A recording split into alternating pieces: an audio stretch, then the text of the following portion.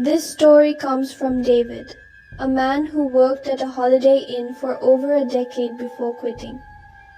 It was Christmas, a time for joy and celebration. But for David, it became the setting of an unexplainable nightmare. This is the story of room 177. It was just past midnight when David received the call. A guest named Tanner complained about screams coming from room 177.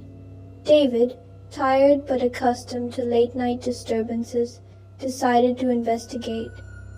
When David arrived, he knocked, but there was no response.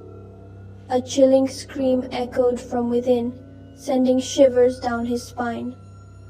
Tanner confirmed others had tried knocking too, but no one answered. Jerry arrived with the master key.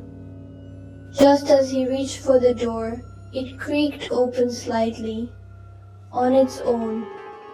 David's heart raced as he stepped forward, flashlight trembling in his hand. Inside, the room appeared empty. But as David stepped in, the door slammed shut behind him with an unnatural force, sending pain shooting through his foot. The two-way radio crackled with a chilling revelation. Room 177 wasn't supposed to be occupied. It had been closed after a tragic suicide earlier that year.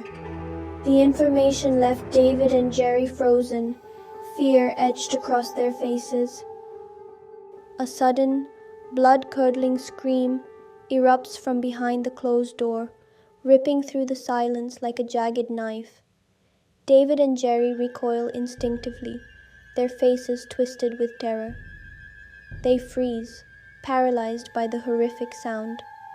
The camera slowly pans to the door, which remains ominously still, untouched, as if nothing had ever happened. An ear-piercing scream shattered the silence once more, sending a wave of dread over them. But David's mind was set. He couldn't turn away. The fear gnawing at him only made him more resolute. He knew they had to investigate further.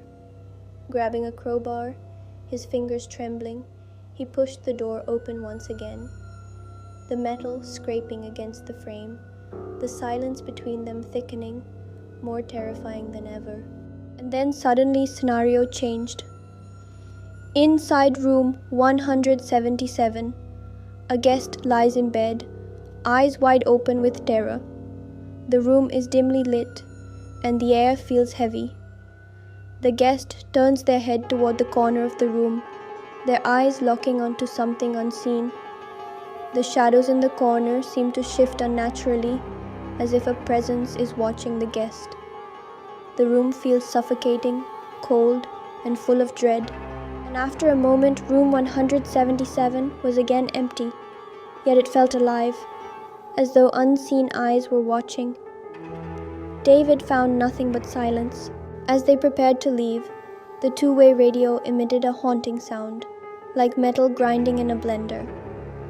Then, a whispered, "Thank you," sent chills through their bones.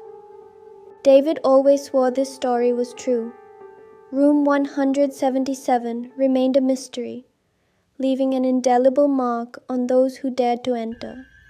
Some say the room still holds the echoes of its tragic past, waiting for its next visitor.